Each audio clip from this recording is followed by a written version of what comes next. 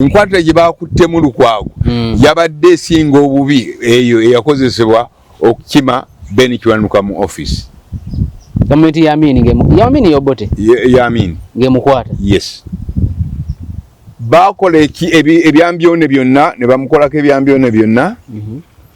Na guno gujja tetulabanga mulambo gwe we baguziika. Tewali ntaana yonna naye engeri gye yakwatiddwa mu Lukwago yabadde waasi than engeri Ben gye bamukwatamu. Yabadde waasi kubanga Ben bamutwalanga abamutwala nti adda mu mmotoka ya Leya ya Pijoti na guno gujja ataddanga. So eza bamugamba yingire emmotoka. Yingire emmotoka. N'afuluma office. N'agenda. Naye ono bamenye kisenge. Bamenye kisenge. We twogerera kakati nga njogera nga lawyer. Nga sizze mu kumala biseera bwe ntunulira ekyakoleddwa Oweekitiibwa Kenya Lugaba ali reprimandable. Sobola okuteekebwa mu mbuga z'amateeka n'avunaanibwa okugezaako okuoverthrowing government ya President Museveni yalondebwa abantu. Yamenye Article 28, yamenye Article 44, yamenye Article 23 eza Constitution.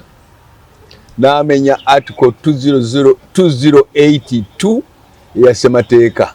Kwaniriza nnyo gy'osinzira okubeera nga otulaba olunaku olwaleero nkubuuzaako nti wasiibye otya afunye okusomoozebwa nkusaasidde nnyo ofiiridde olwaliza n'okusomoozebwa okulala asobola otuuka ku buwanguzi gwe nkuyozaayoza nyina Honorable Ken Lukyamuzi yaliko omukiise mu lukiiko olukulu olw'eggwanga ng'akiikirira abantu ba Lubaga eyo Maserengeta muna CP Conservative Party President wa Conservative Party mu ggwanga lino lyaffe erya Uganda te munnabyabufuzi aluddewo era abaddewo era abigoberedde era abikoze. Tugenda kwogera ebigambo naye olunaku olwaleero ku nsonga ezitambula mu ggwanga lya Uganda agenda kusooka kubuuze kutandike program. Honorable Ken tukwaniriza nnyo nsaba osooka obuuze ku bantu tutandike okwogera ebigambo. Bannayuganda bannange mwenna gye muli nebaza abampadde akakiso okuba kukyenjogera mu biseera bino ebiri so critical. Ng'ensi yonna etunuulira ebigenda mu maaso mu Uganda. Era nsuubidde nti mwenatuwuliriza bulungi ne mutulaba kye tugamba. Kale tweyanza nnyo tweyanzege. Honorable Ken jatandikire ku nsonga ye ayaliko omulodi wa Kampala Salongo Erias Lukwago eyawambibwa okuva mu maka ge oluvannyuma n'atwalibwa awataategeerekeka. Ebifaananyi ne bitandika okuyita ku mikutu emigatta abantu naddala ku mukutu gwa General Muhoozi ng'alaga nga bwali mu basement n'ebirala. Ekikolwa kino ekyakolebwa ku ayaliko omulodi wa Kampala Erias Lukwago kiraga ki mu democracy ne rule of law? Kyasinze okunkanga ennyo kyekikolwa ky'engeri Oweekitiibwa Lukwago gyakwatiddwamu nga teyawukana kweyo gye baakwatamu omugenzi Benedicto Kiwanuka yali Chief Minister wa Uganda mu gyenkaaga. Enkwata gye baamukutte yabadde enyamiza nnyo ng'etegeeza omutunuulizi nti tuddayo tutya gye twali over 40 years ago. Ekyo kye kyandibadde kisuubirwa mu gavumenti y'abanunuzi eya President Museveni buli omu gye yawagira ng'etuleetedde ekitangala mu byobufuzi. Ate worst of all ensasagge eyatuusiddwa ku Lukwago nejja mu kiseera nga kabineti ya Uganda etufuga eri Kyankwanzi mu kifo kimu n'esirikanga ejjenje ng'eringa etamanyi kigenda mu maaso. Oweekitiibwa Lukwago mulwadde alina n'ebyuma mu mugongo.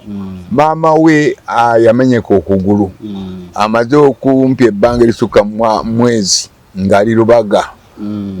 Naye yennyini ng'ali naffe Lukwago mu bye tubadde tukola mu byobufuzi ng'omulabira ddala si musanyufu olw'embeera gy'alimu n'omulwadde gw'alina.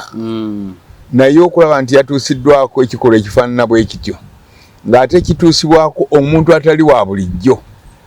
Oweekitiibwa General Muhoozi Kanyarugaba musajja muyufu era yayita mu institutions of learning nga mwe muli ne Sandhurst. Abatunuulizi nga ne John Ken Lukyamuzi the man mwali beebuuza oluvannyuma lw'okubangulwa internationally mu bintu by'amagezi eby'enjawulo omuntu ng'oyo ow'ekitiibwa asuubirwa okubeera pulezidenti wa Uganda atandika atya okukola ebikolwa ebifaanana bwe bityo. Twagala okwebuuza oba ddala yeye yennyini yabadde akikola. Kubanga kitwalira omuntu ekiseera okukakasa nti yeye abadde akikola. Okusinziira ku institution z'ayiseemu. Okusinziira ku institutions of learning z'ayiseemu, famire gy'avaamu, ekitiibwa kye bamutwaliramu, obuyinza bw'alina, tomusuubira kukola kintu ekyo. Era nsinga John Ken Kyamuze mbadde mu Parliament, bandibadde bamanya kyendi. Ekintu ekyekikangabwa bwe kityo kyatutuukako wano mu Parliament y'omukaaga. Bwe bakwata ow'ekitiibwa Evaristo Nyanzi, eyali National Treasurer wa Democratic Party, ndoza ne Mukaku Lubega, bombi abo nga bali Makindi Barracks.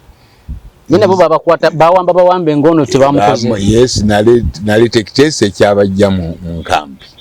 Akitegedde. Walete ekiteeso mu Parliament. Yes, issue zonna ezaali ku order paper ne zidde ebbali. Olw'ensasagge ennene eyali egwiridde eggwanga ku ngeri gye baali basibira abantu abo mu barracks. Ne ngamba no, ne speaker mu biseera ebyo nakkiriza nti tetulina kye tusaanye kuteesaako nga situlina bakulambulula bintu by'abantu bano.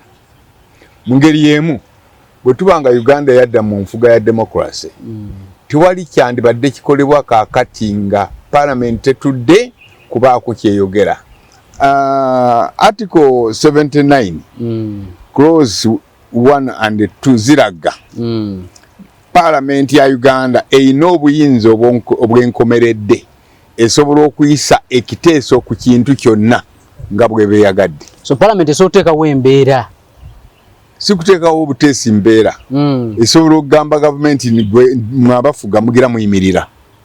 Parliament. Yes, waliwo ekikyamu. Constitution ekiraga bulungi. N'olwekyo kyandibadde kyetaagisa we twogerera kaakati Parliament okutuula erambulule ensonga ezikwata ku abadde road mayor n'engeri gyakwatiddwamu. Engeri gyakwatiddwamu yakanze buli kitongole kyonna ekikwatibwako mu byobufuzi n'ebyokwekuuma. N'olwekyo kibadde kyetaagisa okutuula amangu Parliament ebeeko kyeteesa. We twogerera kaakati nga njogera nga lawyer, nga sizze mu kumala biseera bwe ntunuulira ekyakoleddwa, Oweekitiibwa Kenya Lugaba ali reprimandable. Sobola okuteekebwa mu mbuga z'amateeka n'avunaanibwa okugezaako okuoverthrowing government ya President Museveni yalondebwa abantu. Yamenye Article 28, yamenye Article 44, yamenye Article 23 eza Constitution, n'amenya Article 2082 ya Ssemateeka, n'amenya Article 79(1)(2) ya Ssemateeka. Egamba nti teri kiragiro kyonna kiteekebwa mu nkola nga tekiina force of the law Parliament. Teri kiragiro kyonna kiteekebwa mu nkola nga tekiina force ya Parliament. So Parliament eyina okuyisa ebyo byonna ebyakoleddwa Oweekitiibwa Kenya Lugaba nga w'ebiragiro aba SFC byabadde bweru w'amateeka wa Constitution. Kitegeeza ono yaziza musango, yamenya amateeka. Si kumenya musango, kwagala kujjako gavumenti. Omukulembeze yenna ayitibwa omukulembeze mu Uganda, ng'oggyeko President Museveni, talina buyinza kuwa biragiro byonna bikontana n'ebyo ebiri mu Constitution. Ne President yennyini tabulina obuyinza obwo.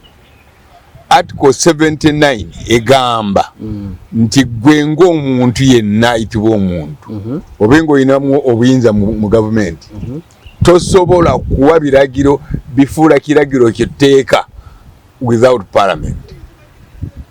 So Parliament erina okuyisa etteeka. Yes.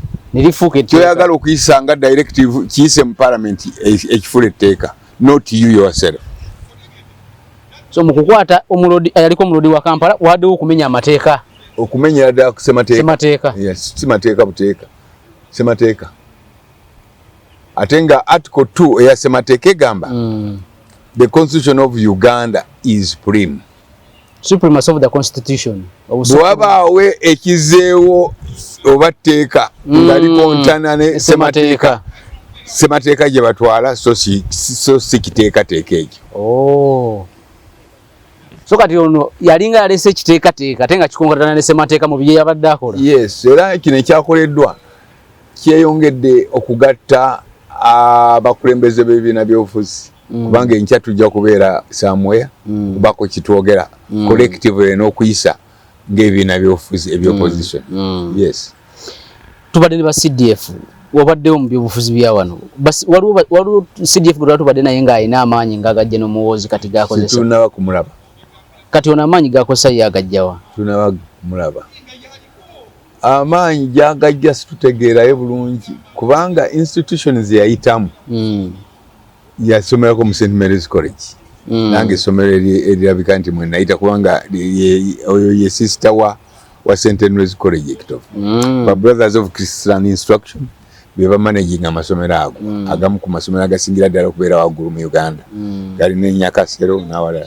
Naye si tulowooza bulungi nnyo nti essomero eryo lyayitamu lya St. Mary's lyandibadde limuwa background esooka okubaako gy'alaga. Bw'avaawo n'agenda mu institutions endala Sandhurst nezo academy zaawawawa zonna zeyayitamu nga President Museveni kitaawe amwagaliza olugendo olulungi olw'okumanya ebikwata ku defense. Naye kyannaku nnyo nti amasomero gonna ge yayitamu agali ku high profile galabikanga agatamuyamba. Bino byakola kitegeeza nga gatamuyamba. Si ekyo kyokka byakola biswazizza Uganda as a nation. Naddala bwazze nga ayisa ku social media ebiragiro ebitategeerekeka nti ajja kuvaayo olumu awambe gavumenti ya Congo, awambe gavumenti ya Somalia, ya Sudan, ya Kenya, awambe Equatorial Guinea. Obuyinza bujja luddawa.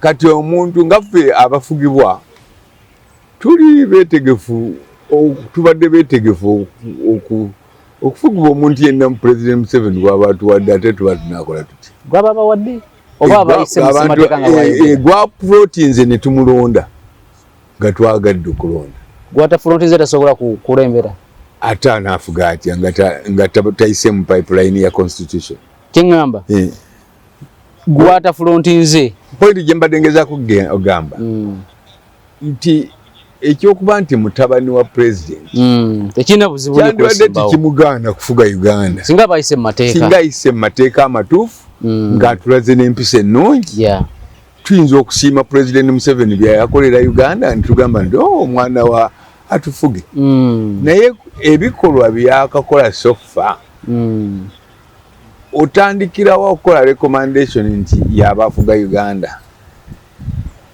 ndabawo obuzibu. Kati bino byakola ku X ng'ebifaananyi byefulumiza simanyi wabirabyeko ebya Lukwago agezaako communicate Lukwago yavudde ekira police manyi waliwo zikira ziri bbiri owa Kira road gwe twabadde tulowooza nti waali wano kumpi naye batugambye oluvannyuma nti yali najjeera yabadde ayambadde suuti ye ataddeko ne kooti ngamba bwe bamukwatira okumukwatira wali naye ebifaananyi twiti eyafulumiziddwa nga bw'ogitunuulira ali mu kawale akalinga pajama tyobuula bamutadde ekitambala ku maaso awandiise ebigambo ebitayisika mu kamwa byesobola nange kwogera kati ku mpewo ng'oyo yateekebwa okutufuga simanyi Katonda atusaasire agezaako communicating nga ki mu public bino byonna bwaba bikola kuba Lukwago si muntu wa bulijjo naddala mu byobufuzi bya wano munnamateeka mugundiivu ne bw'amala okuyolebwa mu njolebwa gye yayolebwamu n'agezaako n'okukola ebyo ku X kikyagezaako communicating ndowooza kumala mu maanyi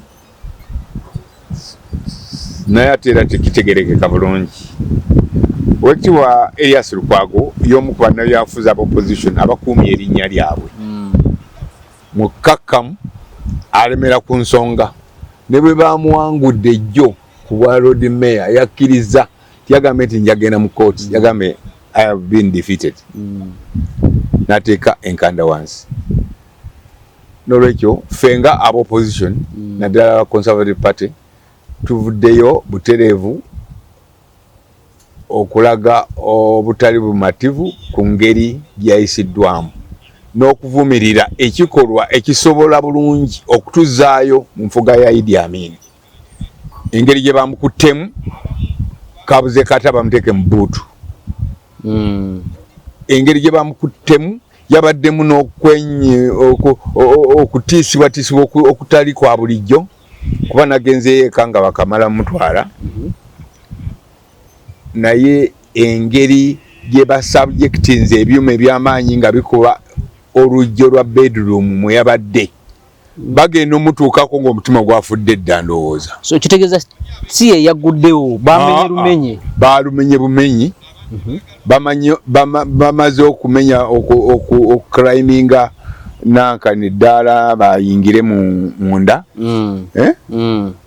perimeter wall bayingidde munda bamugambe mwali ali mu kisenge kye tibagambye nti bannange tuzze ng'abakuumi bandibadde basobola okugamba tuzze ng'abakuumi b'eddembe muguleewo twogere naye baalumenye nakifuba. Point gye mbadde njagala okutegeeza ate eyabadde pivotal fear nga gw'oli munda mu kisenge n'omanya nti abo b'amagye beba n'ebyuma olugye bayingire we bakutuukirako webanga partially yafudde dda. Ye fear eyo gye njagadde okusharinga ne mukwano gwange Lukwago omusaasira fear gye bamutaddemu. Bamugye mu kitanda. Yes. Kubanga tubali tutandika ongambye nti enkwala gye bamukuttemu eringa eya Ben Kiwanuka gye bamukwatamu. Ffe twali tulowooza nti enkwata gye bamukuttemu nti efaanaganako n'eya Maduro omukulembeze w'eggwanga lya Venezuela America enkwata gye yamukwatamu. In fact yabadde na waasi gani eya Kiwanuka. Yabadde waasi. Kiwanuka naye bamunona mu kitanda? Bamunona mu office. Ye bamunona mu office. Yes. Enkwata gye bakuttemu Lukwago yabadde esinga obubi eyo eyakozesebwa okukima Ben Kiwanuka mu office. Gavumenti ya Amin Yobote? Ya Amin. Ng'emukwata? Yes. Baakola ebyambyone byonna ne bamukolako ebyambyone byonna na guno gujja tetulabanga mulambo gwe we baguziika tewali ntaana yonna naye engeri gye yakwatiddwamu Lukwago yabadde waasi than engeri Ben gye bamukwatamu. Yabadde waasi kubanga Ben bamutwalanga abamutwala nti adda mu mmotoka ya Leya ya Pijoti na guno gujja taddanga. So eza bamugamba yingire emmotoka. Yingire emmotoka. N'afuluma office. N'agenda. Naye ono bamenye kisenge.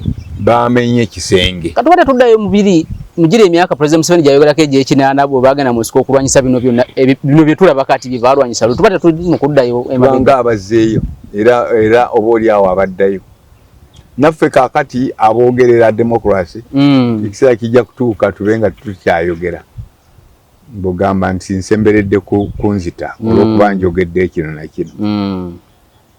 Nze naleeta ekiteeso ekyanunula Evaristo Nyanzi owa Democratic Party yali treasurer ne Mukaako ne banna abalala bali mu gurupu eyo naye kyenalaba kyokka kyali kirala nnyo ate nga mu biseera ebyo byali era bya President Museveni. Kyewalaba kikyotegeeza oluvannyuma lw'oleeta ekiteeso nga Parliament weeri yannyamba nnyo naye Parliament eri mu ddiiro tempa maanyi.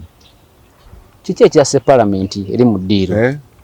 Parliament ekiyitibwa Parliament ye assembly abantu abalina mandate y'abalala mwe bakuŋŋaanira okucekinga government egenda eri mu buyinza n'okuleeta amateeka aganayamba be bakiikirira bafugibwe bulungi ye parliament. Naye olaba ekikola. So parliament is a talking house. Ibeeramu okwogera n'okuteesa. Naye nga si buli muntu ali mu parliament anayamba eggwanga. Abasinga obungi abali mu parliament tebasuubirwamu kintu ky'amaanyi. Naye ate abantu babawa mandate.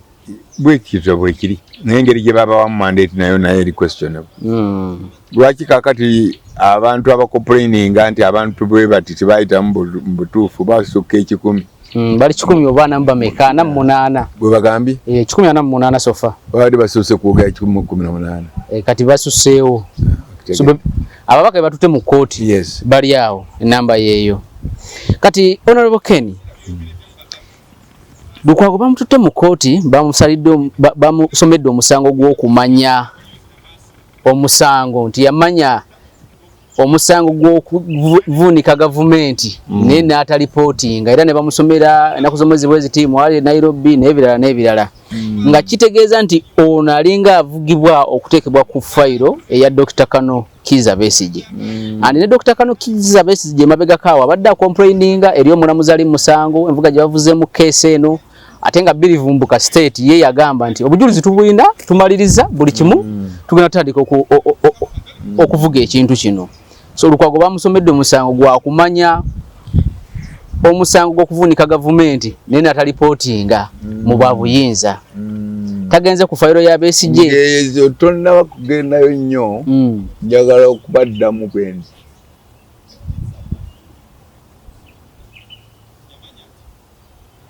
Affidavit esatu ze bafulumiza mu mawulire so far ziri mu public domain.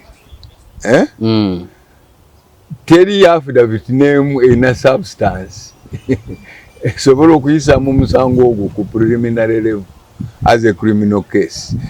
Esatu ze bafulumiza. Yes.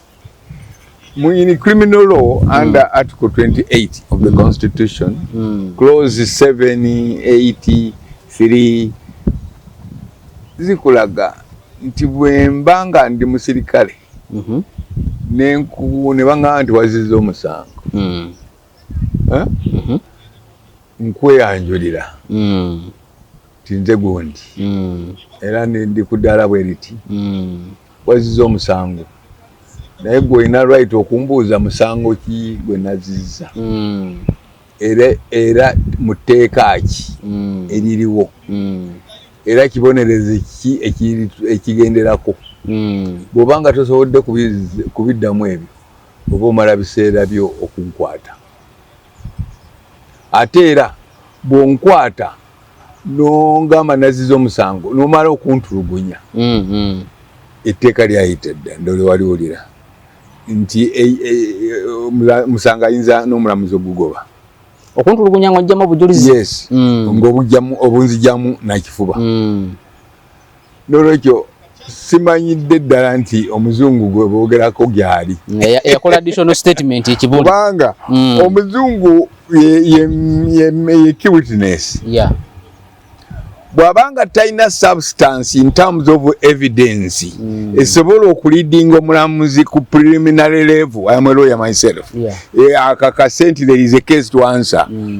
Tewali kintu kyonna.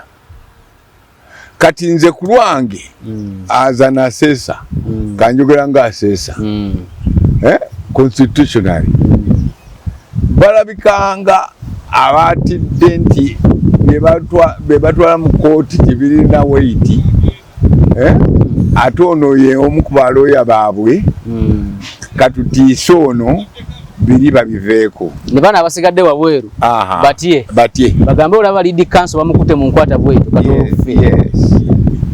Otherwise nsanga obuzibu okukkiriza nti omuzungu oyo asobola okujja mu kooti n'afeesinga cross examination.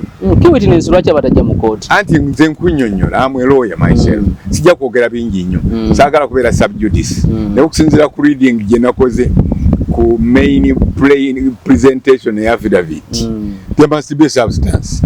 Sikyo? Substance webula mu key witness what else do you want? Waba case yonna kubanga abamu ku basomesa bange mu law school Makerere bali musango ogwo agadi abantu nga Ernest Kalibala Frederick Mpanga cross examination tuyinza okwesanga muzibu abamanyi gye bali mu nsi. I hope you know that. Naddala mu area y'amateeka gye bali yemu ku professional abantu abasobola okuyita to demonstrate the highest level of intelligence in public knowledge. So mukulaba kwo Dr. Besigye abaddeyo naye bandi banga tebayina kanzire ku musango guli ogambe musango ki ogw'okumanya nti waliwo abaagala obuvunika gavumenti n'akitegeerako naye n'atagenda mu buyinza ku reportinga n'asirika. Omusango ogwo gwe gumu ku misango egisingira ddala okubeera complicated ng'ogasseeko ne prison itself. Prison cases za kawangula abantu bameka internationally nzibu nnyo. Very complicated. Because first of all you have to prove beyond reasonable doubt. Ekyokubiri affidavit eyo gy'oleese ku cross examination level wofiira. Ku cross examination ofiira. Mwe bannamateeka mwina area gye bagamba is it commentary nti bw'obanga bagambye nti wakoze defamation fe bannamawulire n'owayiriza Ken nti yabbye ssente nti no miliyoni 5 bazimbe akalwaliro k'abaana abato mwe banaabajanjabiranga naye nagenze naye ngenze kwetolola nga n'akalwaliro kategerekeka nga n'eddagala timuli ate kukuba nga avunaanibwa akati mu area yammwe ya journalism mu mateeka balina ekibayita fair comment. Fair comment. Kati gwe yawandiise osobola okupleadinga fair comment kuga nti nze nabadde nkola assessing nkola comparative aspect and assessment and analysis sinagamba nti yabbi nabadde ngezaako gamba okuva ekintu kye bamuwati bwekitalabika kiriwo sente zaddawo endala njagala ayennyonnyoleko obaolyawo naye tugamba nti ndi mu defamings nebuziza okusiza ku muwendo gwa sente n'akalwaliro kensanze waneeno nga tebigatta naye munda gundi mu tesiti zonna teri testing egenda maaso sente zaddawo nga tizimeasuringa nezo zebamuwa ekikoleddwa. Kale no in light of that treason ogamba nti wasirikidde ky'omanyi ng'okimanyi to what extent ng'okimanyi bulungi nti individual person is entitled okumanya ebibye nebitafuluma. Kati nze mmala galeeta lugambo nga siina bukakafu nti byenjogerako birinako obukakafu. State egamba nti ino yalina obukakafu nti ate tolinza gamba nti yalina obukakafu nga looya.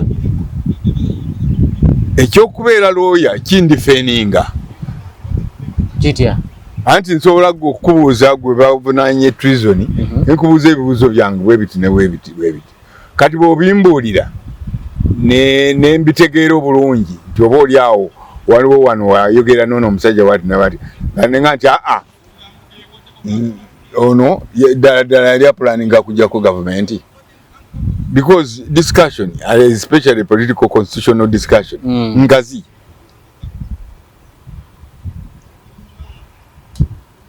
era erimu neyo area gye bayita fair comment meaning tusobola okubeera nga tulinga basatu oba bana netwogera ku bintu gavumenti ya Indonesia yo yagwetya negundi asulidde okugwa gavumenti ya gundi ya Filipini nga yagwa mu myaka nga ane mabega lwaki yaye ate yagundi tiyagudde ya Sironi. You get what I mean? So it's difficult okuvunaana omusango omuntu ng'ogwe baagala okuvunaana Lukwago. His lawyer is entitled to knowledge, various cases, various analysis, various scenarios. Tosobola kwesa mutuba nti nze manyi bulungi nti oyo yayagereza akokola kino. Impossible. So ekyo nakyo okirabamu ebituli bingi nnyo. In fact gwe gumu ku bisango kisingira ddala obuzibu okuprovinga. Beyond reasonable doubt. Miss Prison. Kati kubanga ku file yaabwe kuliko and others atiraja abalala abagambibwa kuliko Semuju, Charles Rwomushana, Mukaku, Musumba, Salamu Musumba, nti omuzungu ono bwagenda okukola additional statement eri awo nabo yabakola ki nga ne omulodi wa Kampala Salongo Elias Lukwago nga naye kwali abo zezimu ku additional statement ze yakola akati obanga agamba nabo basulidde okugenda nabo baba basulidde okugenda ku case ya okukwatibwa era okutya weekuli assumption y'amaanyi eyo naye kitono kyensobola okwogera okusinza ku key witness affidavit baleeta abajulizi abalala abasingako onayinza kibalisa mu cross examination affidavit ezafulumye mu public arena nafu nnyo mu mateeka ga Uganda amagye gakkirizibwa okukwata omuntu tigakkirizibwa kukwata muntu ng'amagye gasobola okukkiriza okukwata amagye gannaago bannamagye. That's why you have got military police. Naye ng'ekola ku bakoleegi bennyini bannamagye so si muntu wa bulijjo. Ekintu ekirala balooya abalungi ate nga weebali mulimu ne Karua we Nairobi Martha balooya abalungi abatunuulidde omusango gwe bavunaana Besigye sofa sawa musango gwamu temuli case teriiwo because international discussion is also political discussion, is also constitutional discussion. It is wide, it has a wide spectrum. So we're not testing Putin or Trump. Nti webango yagadde omusulo oyinza musulo otya ng'oli aveeringa agamba nti Ken yagambye nti Trump osobola musula bwoti olw'okuba yawadde public lecture mu Chicago University. Tokiraba musobola okunyumya ku byammwe ne tusobola n'okunyumya ku ngeri muntu gy'ayinza okugwamu oba Ruto we Kenya okusinza ebibeerawo mu Kenya nga yanki jerisiza nawe baleeta crisis mu 2024 bw'aba okugwa ayinza kugwa atya nga politician X gagamba singa bakola kino ne bakola kino nabo ne bakola kino ayinza okugwa ng'ogenda ogamba oyo abadde akinyumya bamukwate are part of treason. No, we're truly a civilized world. The world order is full of opportunities of discussion to explore opportunities in terms of justification, various ideas as quarter of the office. Tolaba case area yabanga tiwali kyako including wanti tukole kino ne kikolebwa discussion enkalu tena bjetwala muntu ku kyajeza treason so ne kasera banga constitution article 3 gisome ya Uganda ojokulaba nti boboina evidence nti musoke amenye constitution kusobola n'okupanga machination y'okumalawo o protecting a constitution okumuziiza gwe okuprotecting a constitution so protecting a constitution mu efforts ez'okuprotecting a constitution niwesanga nti waliwo tragedies ezizze tizikuvunaanibwa nti olw'okuba wabadde protecting a constitution oli ansalebe okubiguddewo toli abadde atwala obubaka oba mu kooti agudde ku accident yo ansalebe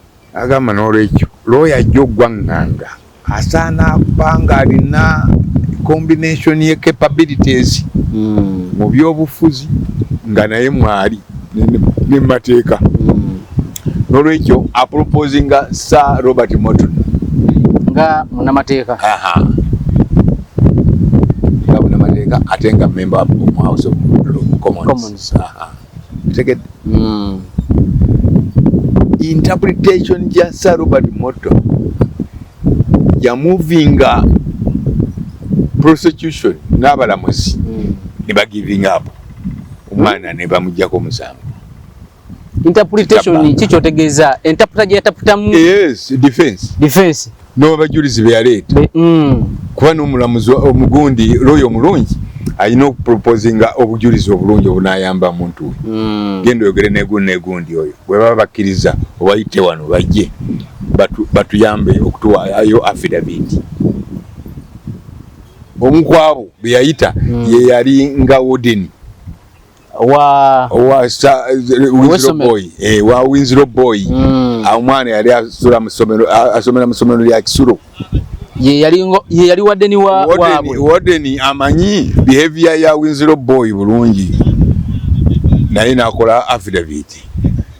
Ngenzi eyo yonna okutegeeza nti obugazi bw'abalooya buba kiba kintu kikulu mu musango oguli sensitive gwa treason.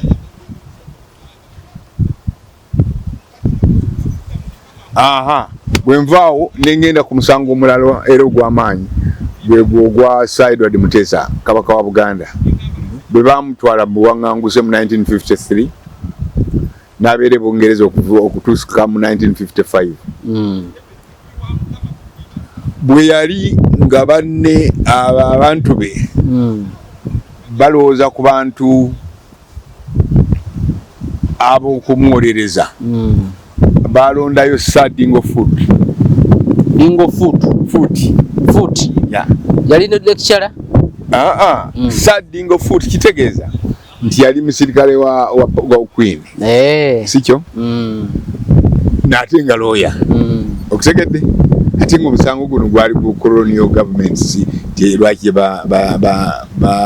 batutte kabaka mu buwaŋŋanguzi. So y'omu ku gwe bamanyi beetaaga omuntu omugazi mu protectorate governance colonial government dependent government okiraba ndese ekyokulabirako eno ne balondayo ne John Kazola yali omu ku bannabyabufuzi abaddugavu abakukuti ne bekola combination kulaba tibawolereza Sir Edward Mutesa era eventually kooti yasalawo ng'egamba nti singa colonial government ya Bungereza yali yagala kuvunaana Mutesa appropriately yandibadde invokinga akatundu kano so sikali aka endagaano y'olwenda.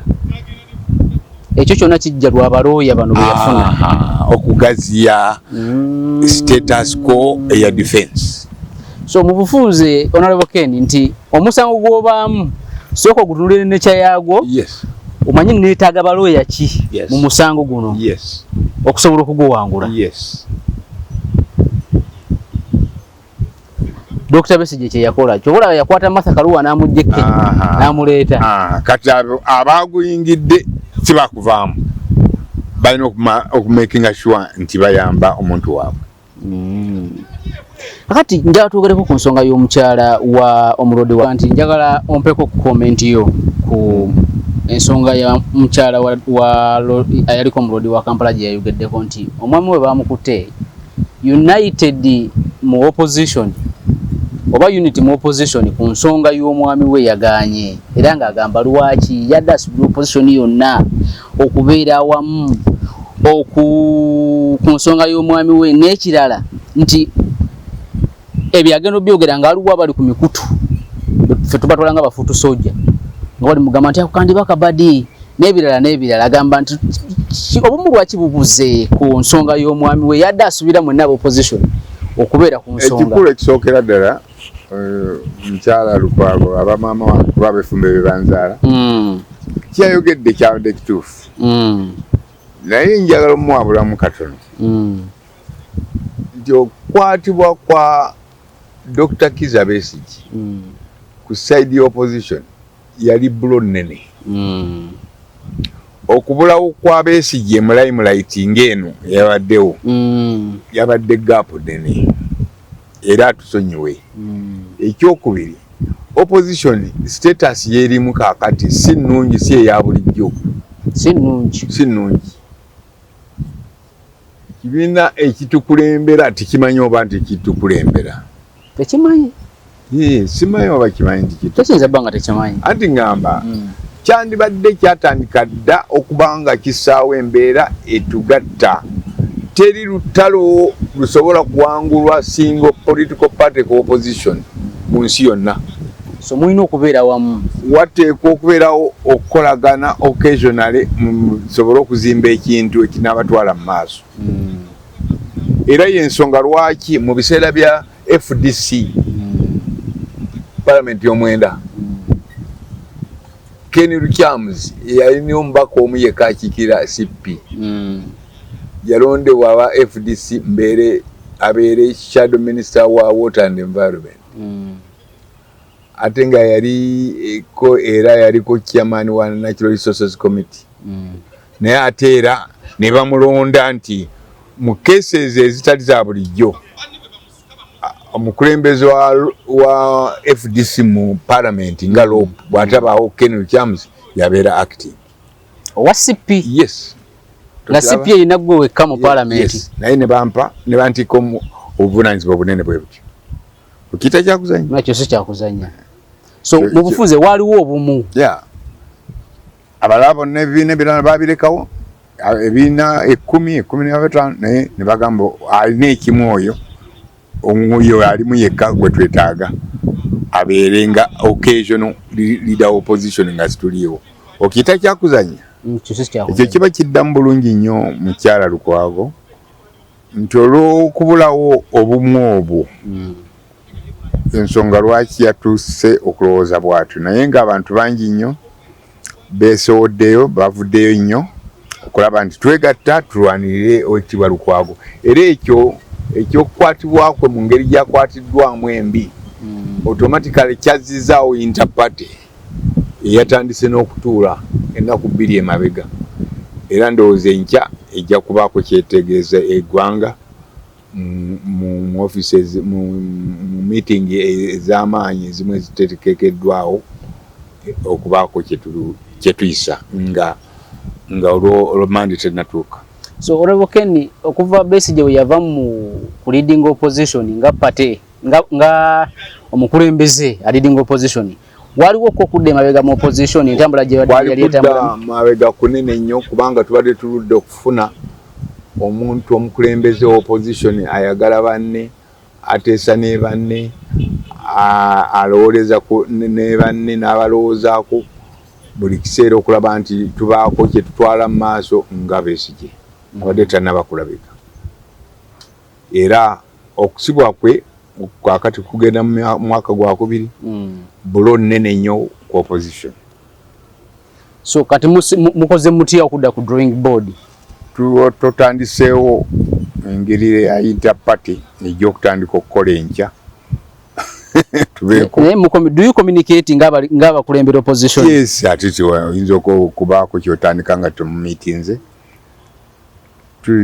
tutegese okubaako kyetwegattako wamu tubeeko kyetwogera collectively kubanga waliwo enkuŋŋaana z'endaba kati ngaolukuŋŋaana nga gundi gye mwalimu bagiyitanga red card waliwo gye bayitanga the All Alliance nga waliwo ebibiina ebimu ate byotalabayo ate ebimu nga biga fena tuli opposition nga bino weebiri All Alliance yagwa mangu nga ensonga bwemazitegeera eyo nefiira ddala tegenda kudda yo yafa naye nge kino kye tutandisewo tusuubira nti kijja kubeerawo mpozi n'ekirala abantu basaana bakimanyi nti ne bwe mubanga mulemeddwa okufuna opposition yonna awamu musobola okukolawo interparty oba 2 nga bwe kiri e Kenya ebanga alliance alliance nga 2 nti kati CP katugambe n'ekibiina kino bwe kiti oba bali 3 oba 4 ebibiina 3 bize wamu oba 5 nga bwe kiri e Kenya waliwo ebigambibwa okuba nti President Museveni government ye basensedde nnyo ebibiina byammwe by'opposition nti mwe mulowooza muzannya n'abannammwe b'opposition n'ekyamazima nga bazannyira President Museveni. Ensonga eyo gyogerako ki? Kituufu nnyo naye kitwagala ki-overplayinga kuba bwe ki-overplayinga kinafuya entire opposition. Kiba kiwa n'oli omulaba amaanyi nti mukugu nnyo okubanyigamu abantu. Lwaki ebintu nga bino bituukawo kati nga byatuuse ku Lukwago? Aba NRM naddala bali mu gavumenti bo balowooza nti bo bali immune, bo tebisobola batuukako, era nolaba nga tewali n'omu alina kyayogera. Abala balinga aboogera nga bagamba nti abamukubye nampola bali mukubye nnyo. Lwaki bano naddala bali mu gavumenti waba minisita mbala bali kyankwanzi, abakaba NRM bo bali beerera bitafutafu, bo lwaki balowooza nti bo bali immune ku bino ebikolebwa ku bana ab'opposition nti bo tebisobola bakolebwako era tebana ekimu kyeboogera? Okusinziira ku interaction zetukola nabo babadde takiti. Teri bannabyabufuzi ba NRM bamanyifu bavuddeyo kuvumirira Lukwago. Wakiri mu kifo ky'okumala googera byogera basirise era tubeebaza. So kati bana abayogedde si be bali awo nti bali ku top. Aboogedde be ba social media people abo twabamanyira boogera era ekisobola obbakuba era ekigenda obbajja mu nsiike singa ebibiina by'obufuzi biddamu ne bimeruka ne bitandika public rallies okwetoloola eggwanga n'owulira amaloboozi gaabwe nga sigafudde.